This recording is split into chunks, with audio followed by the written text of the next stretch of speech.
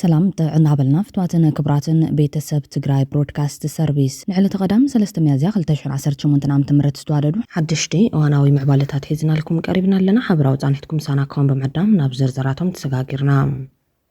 ድሕርቲ ብ39 ድጋፍ 4 ተቃውሞን 2 ድምጽ ተዓቅቦን ጸዳው ውሳነ ሓለፍቲ ሕወሓት ዓበይቲ ምዕባለታት ልሙን ቀጽሎም ኣለዎም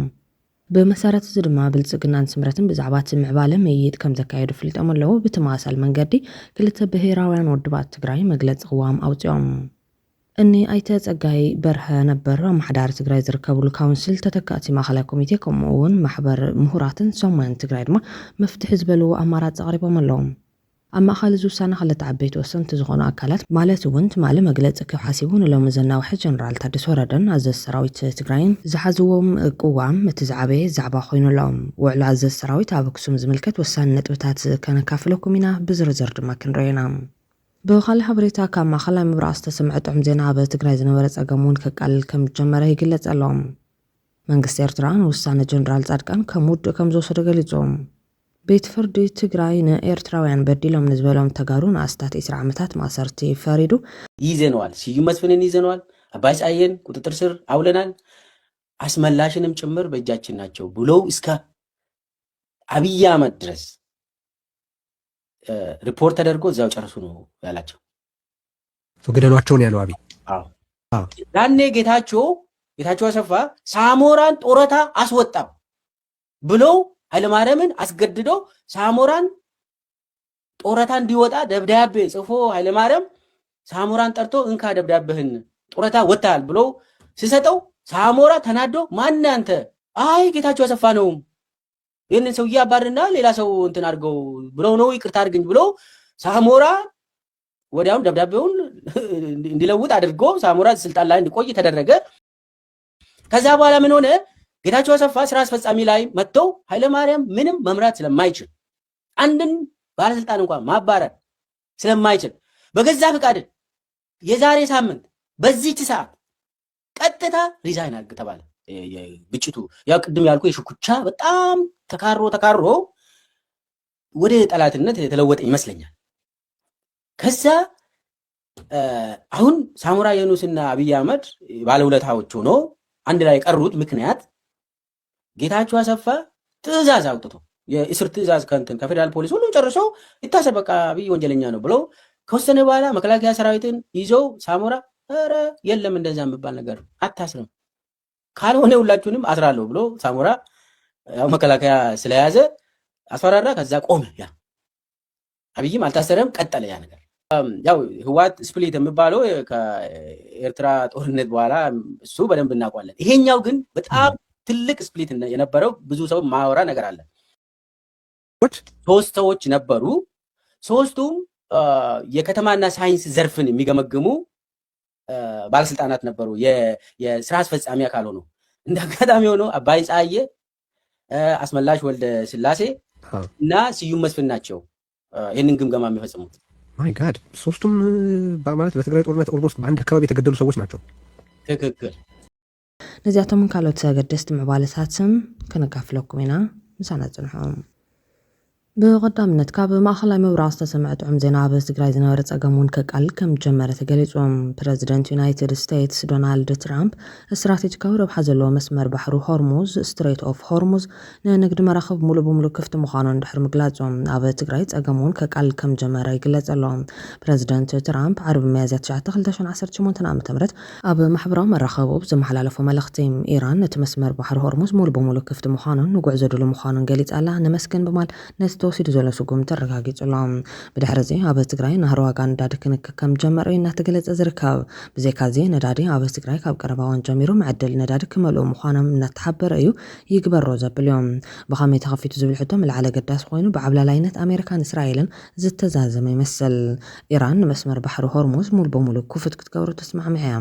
ኢራን ንኒኩለር ፕሮግራማን 5 ዓመት ክትሰጋግሮ ዘቕረበት ሓሳብ ብኣሜሪካ ተነፂጉሎም ተስተረፈ ድማ ብኸይዲ ክስዕብ እዮም። ኣሜሪካ ዝደለ ዕብየት ተኽትረክብ እያ ዝብል ግምት ንምቕማጥ ዝደፋፍእ ኮይኑ ይርከብ። ኩናት ማእኸላይ ምብራቕ ንብዙሓት ብፍላይ ሃገራት ኣውሮፓ ቁማር ኣብልዕዎን እዩ ዝብሉ መደምደምታታት ይወፁ ኣለዉ እዮም። ኣነ ባዕለይ ብዝብል ብርዕሽም ዝፅሕፍ ትግራዋይ ትዕዝብቱ ከምዚ ብምባል ኣቐሚጡሎ መብዛሕትኡ ሰብ ዓቕሚ ኣሜሪካ ትሕት ኣቢሉ ይወሲድዎም። ናይ ራሽያ ናይ ቻይናን ናይ ኢራን ሓይሊ ግዚፉ ተመልኪትዎም። እዚ ነቲ ኣብ ርሑቕ ዘሎ ሰብ ጥራሕ ዘይኮነስ ተንቀረባ ዝበሃል ኣባላትን ይተውን እየን ተሸዊደን። እቲ ኩናት ከም ናይ ዩክሬን ብዘይ ሰዓረ ክነዋሕ መሲልዎን ካብ ምህዋር ኣሜሪካ ሃዲመን ነብሰን ኣጋሊፀን። ትኾነ ግና ብወገን ኣሜሪካን እስራኤልን እቲ ኩናት ብሃንዳበት ዝተጀመረ ዘይኮነስ ብደንቢ ተሓሲቡሉ ሚሳኤል ጥራሕ ዘይኮነስ ፔትሮ ማእኸል ዝገበራን ንቻይና እውን ናብ ግምት ዘእተወ ኩናት ይብል። እቲ ኩናት ኣብ ኢራን ኣይኮነን ኣብ ቬንዙዌላ እዩ ተጀሚሮም። እዚ ናይ ቻይና ናይ ፔትሮ ሓደ መማረፂ ቆሪፁ ቀፂሉ ናብ ኢራን ከይዱ ኣብ ኢራን ዘሎ ካልኣይ መማረፂ ቆሪፁሎ ተስተረፈ መማረፂ ኣብ ኢድ ኣሜሪካ ዘሎ ናይ ኣሜሪካን ዓረብን ፔትሮን ኣብ ኢድ ራሻ ዘሎ ፔትሮን እዩ። ብሓፂሩ ንቻይና ናብ መዋጥር ዘትጉዳዩ እዚ ኩናት ብዝተናውሐ ቁፅሪ ካብተን ተሳተፍቲ ብዘይነስ ቻይና ተጎዳይት እያ። እዚ ድማ ቻይና ኢዳ ክትስብስብ ክገድዳ እዩ። ብተወሳኺ ብወገን ኣሜሪካ ዘሎ ፅምዶ ቀሊል ከይመስለኩም። መብዛሕትኡ ነዳድን ሃፍትን ዓለምና ዝወነነ ብቴክኖሎጂን ስለላን ዝተጣበበ ሓይሉ እዮም። ኣብዚ እታ ዝተረፈት ወናኒት ሃፍቲ ራሻ እቲ ኣጋጣሚ ናብ ባዕላ ረብሓ ካብ ምሽራፍ ሓሊፋ ካልእ ትገብረን። ቅድም ቀዳድም ጉዳይ ራሻ ምስ ኣውሮፓ ዘለዋ ናይ ረብሓ ምስሓብ መስመር ምትሓዝ እዮም። እዚ ትራምፕ ኣብ ቀዳማይ ግዚኡ መኪርዎ ዝነበረ እዩ። ሕዚ እውን ንኣሜሪካ ኣውሮፓ ንምውፃዕ ጽቡቕ ኣጋጣሚ እዮም። ስለዚ ሕዚ ቬንዙዌላ የለን፣ ሕዚ ኢራን የለን። ድሌት ራሻ ኣውሮፓ እዩ። ቻይና ንኩናት ዝፃወር ናይ ተፈጥሮ ሃፍቲ የብላን። ኣሜሪካ ዘጋጣሚ ተጠቂማ ናይ ትውልዲ ኩነታት ክትስተኻኸል ይመስለኒ። ኣብዚ ኣጋጣሚ ግና ካብ ማርሻል ፕላን ጀሚሩ ዘይተሓለለ ናይ ኣሜሪካ ድጋፍ ዝነበረን ሃገራት ኣውሮፓ ኣብ ሰጣሕ ሜዳ ጥርሐን ተሪፈን ብፍላይ ስፔንን ጀርመንን ፈረንሳይን ቁማር ትበሊዐን ዝብል ትዕዝብቲ ተጻሒፉሎም። ክቡራትን ክቡራናን ኣብዚ ጉዳይ ዘለኩም ትዕዝብቲ ከተቐምጡ ትኽእሉ ኢኹም። ብኻልእ ወገን ቤት ፍርዲ ትግራይ ንኤርትራውያን በዲሎም ንዝበሎም ተጋሩ ንኣስታት 20 ዓመታት ማእሰር ተፈሪዶም። ካብ ኤርትራ ዝተሰገሩ 3 ኤርትራውያን ሒዞም ገንዘብ ሓውሉ እናበሉ ገበን ዝፈጸሙ ሰባት ተፈሪድዎም ኣሎ። ማእኸላይ ቤት ፍርዲ ምድብ መጋባያን ትጮ ብዝውውር ደቂ ሰባት ንዝተኸሰሱ ገበኛታት ብጽኑዕ ማሰርትን ገንዘብን ክቕፅዑ ፈሪዶም። ቀዳማይ ተኸሳሲ ኣይተሓጎሱ ወላይ ካሳን ካልኣይ ተኸሳሲ ኣይተገብረመድህን ገብረእግዚኣብሔር መለስን ኣድራሻ ነበርቲ ወረዳ ገላ ጣብያ ሰምሃል ቁሸት ዝኾኑ ካብ ኤርትራ ንዝተሰገሩ 3 ኤርትራውያን ካብ ካልእ ሰብ ነንሕድሕዶም በብ 120,000 ብር ብምግዛም ሓባርን ተሓባባርን ብምዃን ንልዕሊ ሓደ ወርሕን 2 ሰሙንን ኣብ ገዛ ዓፅኦም ቅርሺ ሕውልን ኣብሉ ገበን እናፈጸሙ ከም ፀንሑ ሓበሬታን ርክብን ወረዳ ኣገላፅ ኣውፂቦም። ህዝብን ኣካላት ጸጥታን ተኸባቢ ብምትሕባር ካብዚ ተዓፅዮምሉ ዝነበሩ ገዛ ነቶም ተጠርጠርትን ተዓጊቶም ዝነበሩ ኤርትራውያንን ኣብ ቁፅር ከውዕሎም ከም ዝኻለ ገሊፆም። ጉዳዮም ክከታተል ዝፀንሐ ማእኸላይ ቤት ፍርዲ ምድብ መጋባያን ትጮ ብዕለት 6 ሚያዝያ 2018 ዓ.ም ኣብ ዝወዓለ መጋባያ ተኸሰስቲ ጥፋተኛታት ኮይኖም ስለዝተረኸቡ ንቐዳማይ ተኸሳሲ ኣይተሓጎስ ወላይ ካሳ ብጽኑዕ ማእሰርቲ 18 ዓመትን 60,000 ብርን ቅፅዓት ተወሲንዎ ናብ ቤት ህንፀት ዓድዋ ከም ዝኣትዉ ሓቢሮም። ካልኣይ ተኸሳሲ ኣይተገብረመድህን ገብረእግዚኣብሔር መለሰ ድማ ተኸላኸል ምስ ተባሃለ ስለ ዝጠፍአ ብዘየለሉ እቲ ብውሕስና ዝተተሓዘ 50,000 ብር ናብ መንግስቲ ብምእታው ብጽኑዕ ማእሰርቲ 20 ዓመትን 80,000 ብርን ቅፅዓት ከም ዝተወሰነ ገሊፆም። ሕብረተሰብና ካብ ከምዚኦም ተማሂሩ ካብ ህዝቢ ዝኽወል ገበን ከም ዘለ ተገንዚቡ ኣብ ዙርያ ስግረዶብ ኤርትራውያንን ኣብ ዙርያ ንስዑድ ዝግበር ምዝዋር ደቂ ሰብን ጠጠው ኣብ ምባል ክትሓበር ፖሊስ ወረዳ ኣገላፅ ዓብዪ ተቕሪቡ ክብል ሓበሬታን ርክብን ወረዳ ኣገላፅ ጸሪሑ ቤት ጽሕፈት ጉዳያት ኮሙኒኬሽን ዞባ ማእኸል እዩ ገሊፁ ዘሎ። መንግስቲ ኤርትራ ንውሳነ ጀነራል ጻድቃን ከም ውድእ ከም ዝወሰደ ፍሊጦም። ሚኒስተር ዜና ኤርትራ ኣይተ የማነ ገብረ መስቀል ነቲ ሌተናል ጀነራል ጻድቃን ገብረትንሳኤ ኣብ ቀረባ ግዜ ዘውፅዎ ጽሑፍ ስዒቡ ብርቱዕ ነቐፌታ ብምቕራብ ብውድእ ከም ዝወሰደ ነፂሮም። እቲ ሚኒስተር ኣብ ገጽ ኤክስ ብዘርግሖ መልእኽቲ ናይ ጀነራል ጻድቃን ጽሑፍ ኣብ ኢትዮጵያ ዝርከቡ ውሱናት ናይ ፖለቲካ ላዕለዎት ኣካላት ሊቃውንቲ ዝሓዝዎ ናይ ኩናት ወነ መርኣያ እዩ ኢሎም። ጀነራል ጻድቃን ትግራይ ንኢትዮጵያን ኤርትራን ሜዳ ኩናት ክትከውን የብላን ብዝብል ዘውፅዎ ጽሑፍ 2 ገጻት ዘለዎ ንኣጀንዳ ኩናትን ዝሓዘ እዩ ክብል እቲ ሚኒስተር ከሲሱሎም። ኣይተ የማነ ገብረ መስቀል ወሲኹ ጀነራል ጻድቃን ገብረትንሳኤ ካብ ነዊሕ ግዜ ጀሚሩ ኣብ ልዕሊ ኤርትራ ዝካየድ ምትኩታኽ ክድግፍ ከም ፀንሐ ገሊፆም። ብፍላይ ድማ ነታ ናይ ኤርትራ ወደብ ዓሰብ ብሓይሊ ናይ ሙሳድ ኣጀንዳ ከሰጉም ከም ፀንሐ ገሊፁሎም። ኣይተ የማነ ወሲኹ ጀነራል ጻድቃን ገና ኣብ ፍርቂ 1990ታት ዓመተ ምህረት ርክብ ኢትዮጵያን ኤርትራን ኣብ ጽቡቕ ኩነታት ኣብ ዝነበረሉ እዋን እኳ ዓሰብ ንኢትዮጵያ ኣፍ ደገ ባሕሪ ክትከውን ዘኽእሉ ሕጋዊ ክትዓት ይቐርም እምበሩ ባዕሉ ጀነራል ምዝራቡ ብምዝኻር ጉዳይ ዓሰብ ውድእ ምዃኑ ሓቢሮም እቲ ናይ ኤርትራ ሚኒስተር ዜና ብልዕሊ እቲ ጀነራል ካብ ዝለዓሉ ነጥብታት ካብ 1990 ክሳብ 1992 ዓ.ም ዝተኻየደ ወራር ሻዕብያ ሰራዊት ኢትዮጵያ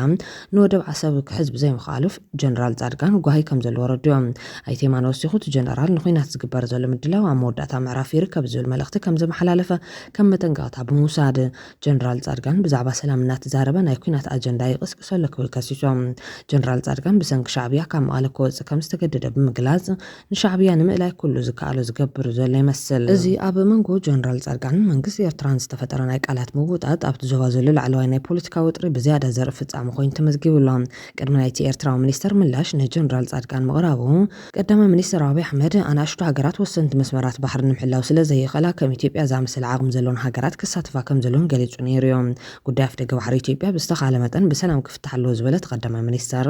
ግድን ክፍጸም ዘለዎ ጉዳይ ምዃኑ ግን ጠቒሶም ኣብይ ነዚ ገለጸ ምስ ሃገራዊ መደበር ቴሌቪዥን ኢቲቪ ኣብ ዘካየዶ ክልተ ክፋላት ቃለ መሕተት እዮም እቲ ብረቡዕ ዝተዘርግሐ ናይ መወዳእታ ክፋል ብቐንዱ ኣብ ጽላት ማኒፋክቸሪንግ ዘተኮረ እዩ ነይሩ ኢትዮጵያ ብዘይ ኣፍ ደገ ባሕሪ ምትራፋ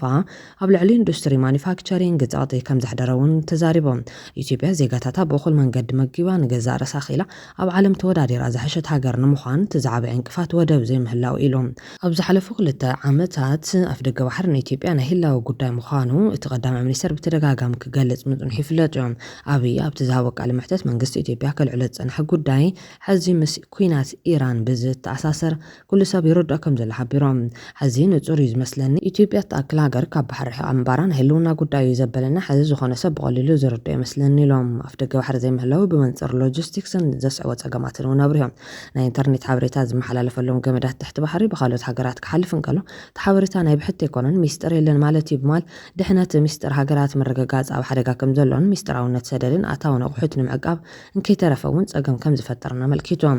ብተወሳኺ ወደብ ባሕሪ ዘይምህላው ወጻኢታት ሎጂስቲክስ ክብል ከም ዝገበረ ሓቢሮም ካብ ወፃኢ ንዝኣተዉ ኣቑሑት ዝኽፈል ገንዘብ ካብ ጎረባብትና ካብ 50 ክሳብ 100 ሚእታዊ ዝዛይድ ኢሎም በዚ ምኽንያት ብሓባር እንተዘይሰሪሕና ኣብ ሓፂርን ነዊሕን እዋን ስነት ኣፍ ደገ ባሕሪ ስነት ወደብ ከምኡውን ውሱን ሎጂስቲክስ ንብልጽግና ኢትዮጵያ ዓብዪ ዕንቅፋት ኮይኑ ክቐጽል እዩ ኣብ ናትና ግዜን ኣብ መጻን ብበዝሒ ህዝቢ ዓለም ኣብ መበል 10 ትርከብ ኢትዮጵያ ቅድሚ ሕዚ ጸገም ወደብ ዘይነበረ ሃገር ኣፍ ደገ ባሕሪ ሳነትሉ ምኽንያት ብሰንኪ ክፍኣት ብዘይምዝራብ ኣብ መትከል ሂብካ ምቕባል ብዘይምእማን ከምኡውን ብሓባር ንምንባር ድልውነት ብዘይምህላው እዩ ክብል እውን ተሰሚዖም ኢራን ዝዓጽወቶ መዛበቡ ሆርሙዝ ከም ኣብነት ብምጥቃስ ቀይሕ ባሕሪ እንተተዓጽዮ ንዕኡ ንምኽፋት ካባና ብዛይደ ናይ መን ኣጀንዳ ክኸውን ይኽእል ክብል ሓቲቱሎም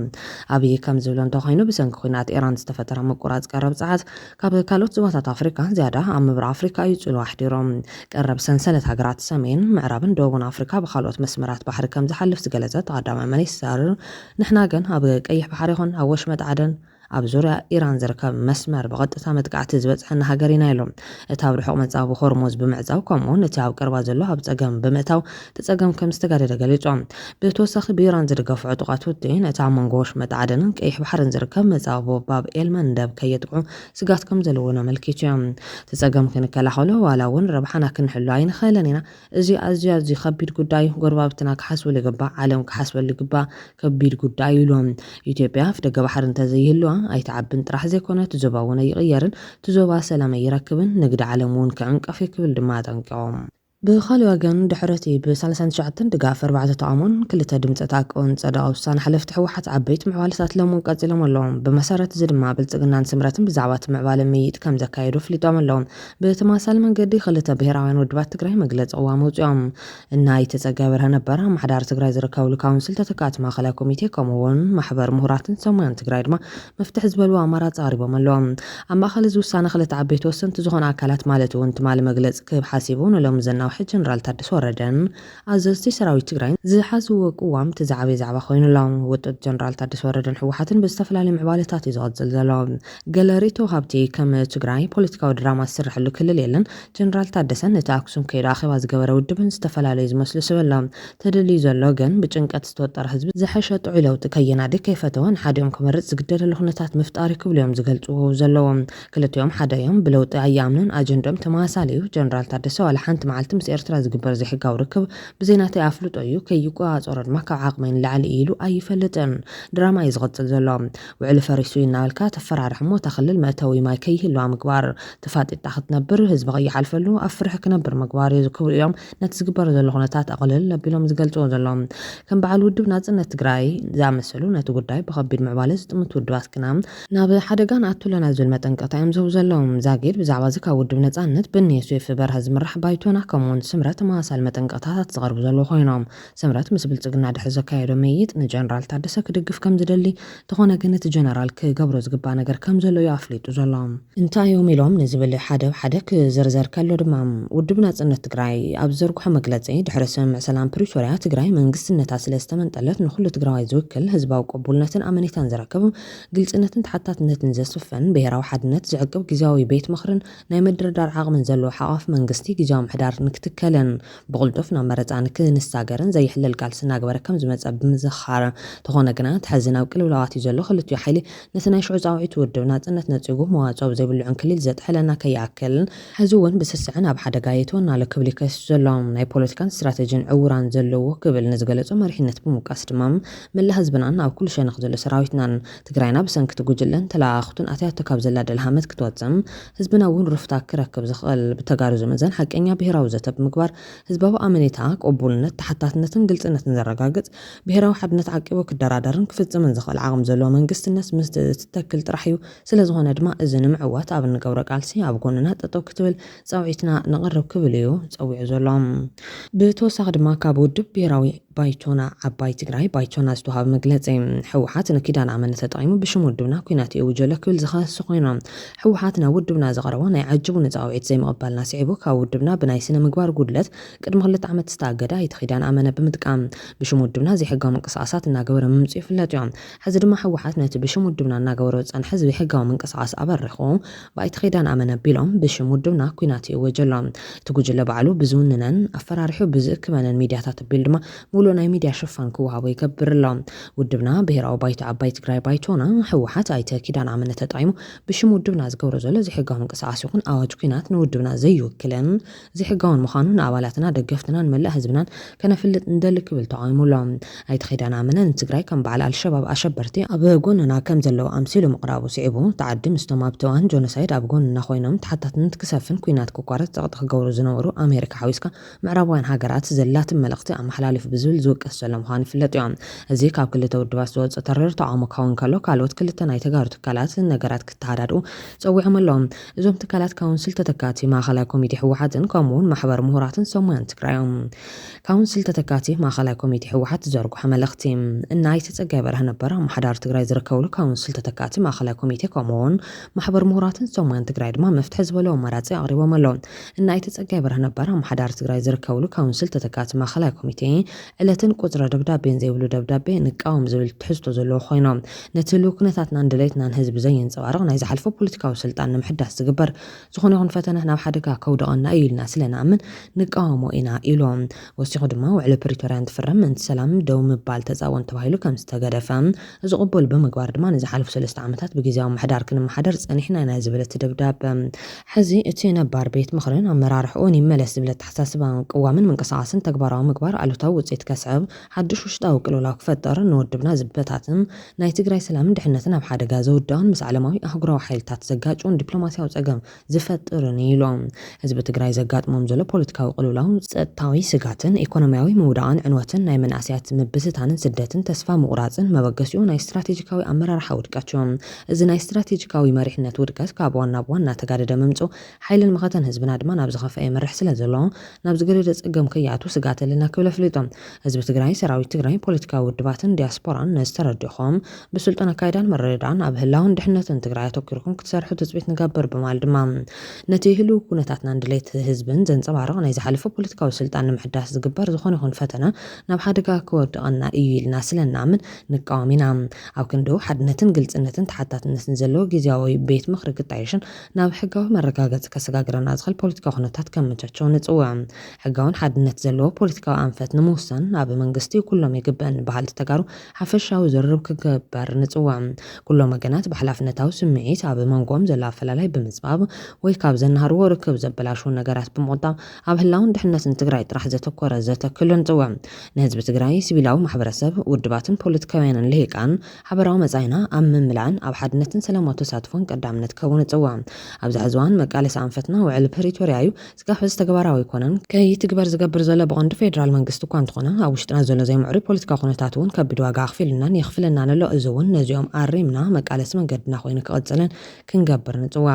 ዲያስፖራ ትግራይ ከምቲ ጀመርኩምዎ ንኹለን መንግስታት ኣህጉራውያን ትካላትን ውድባት ሰብኣዊ መሰላትን ፍትሕን ትግራይ ኣብ ዓለም ለኸ ኣጀንዳታት ትኹረት ክወሃብ ብምግባር ዳግማይ ቅያ ክትሰርሑ ንጽዋዕ ክብል ጸዊዕ ኣሎም ዓለም ለኸ ማሕበረሰብ ምሁራንን ሰብ ሞያን ትግራይ ብተመሳሳሊ መንገዲ ነገራት ክዘሓሉ ጸዊዕ ኣሎም ዓለም ለኸ ማሕበረሰብ ምሁራንን ሰብ ሞያን ትግራይ ጀስቲስ ክሳብ ሕዚ ኣብ ክልል መዋጽኦ ጸገማት ትግራይ መልኪቱን ልዕሊ 5 ኣዋርሕ ከካይዶም ኣብ ጸንሐ ምይይጣት መጽናዕታትን ቀጻሊ ኣንፈት መልኪቱ ዘውጽኦ ዋናዊ መግለጺ መፍትሒ ኣቐሚጡሎም ድሕሪ ሰፊሕ ሞያዊ ገምጋም ካብ ግዜ ናብ ግዜ እናተጋደደ ዝኸይድ ዘሎ ፖለቲካዊ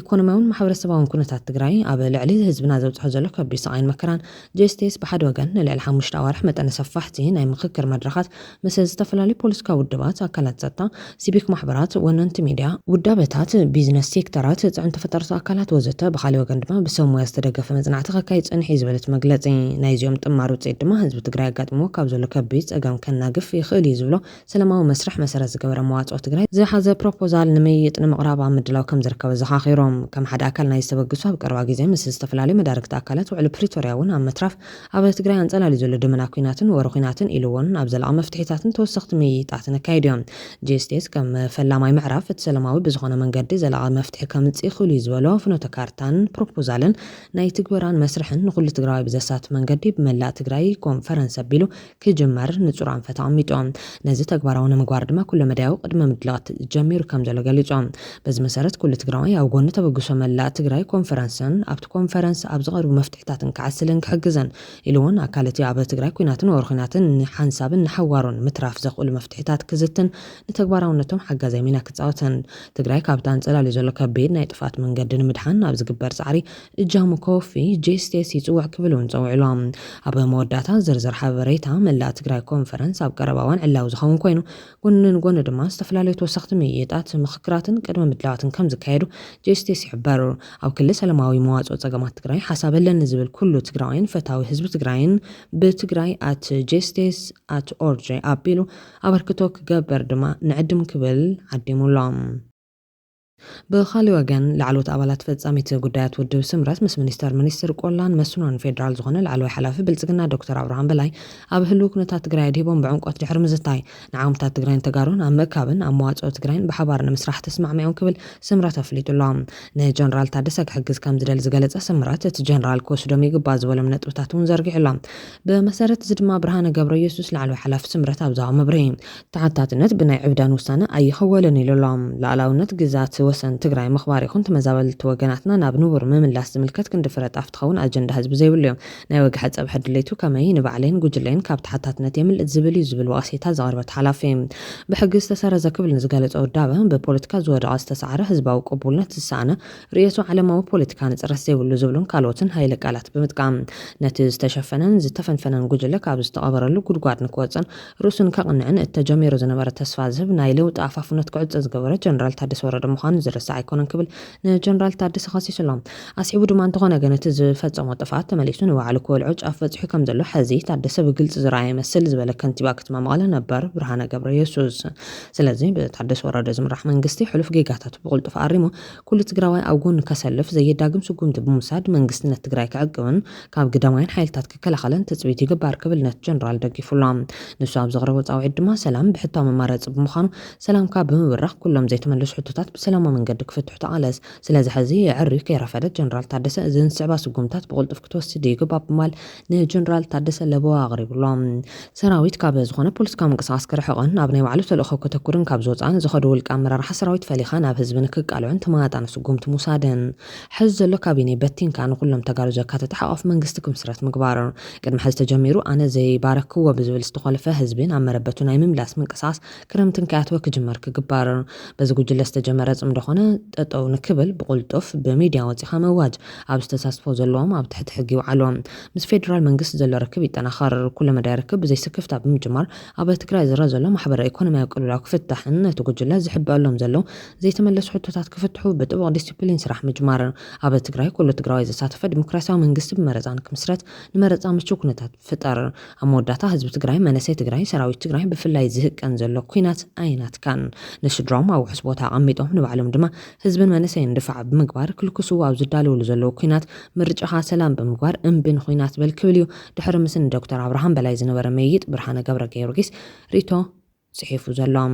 ኣብ መወዳእታ እቶም ክልተ ወሰንቲ ኣካላት ናይ ትግራይ ዝምልከት ምዕባለታት እውን ቀፂሉሎም ነዚ ኩሉ ምንቅስቓሳት ክልተ ወሳኒ ተራ ዝፃወቱ ፕረዚደንት ጀነራል ታደሰ ወረደን ኣዘዚ ሰራዊት ትግራይ ምዃኖም የማንዩ ተወሳነ ብ39 ድጋፍ 4 ተቃውሞ 2 ድምፂ ተኣቅቦን ምስ ፀደቐ ላዕሎት ኣዘዚ ሰራዊት ትግራይ ብዛዕባ ተወሳኒኦም መብርሂ ክወሃቦም እዮም ናብ ኣክሱም ተፀዊዖም ዘለዎም ኣብቲ ናይ ሓባር ኣኼባ ነቲ ውሳነ ዘይድግፉ ላዕሎት ኣዘዚ ሰራዊት ትግራይ ውሳኒኦም ክኽልሱ ክምሕፀንዎም ተኽእሎታት ከም ዘሎ ዝተገለጸ ኮይኑ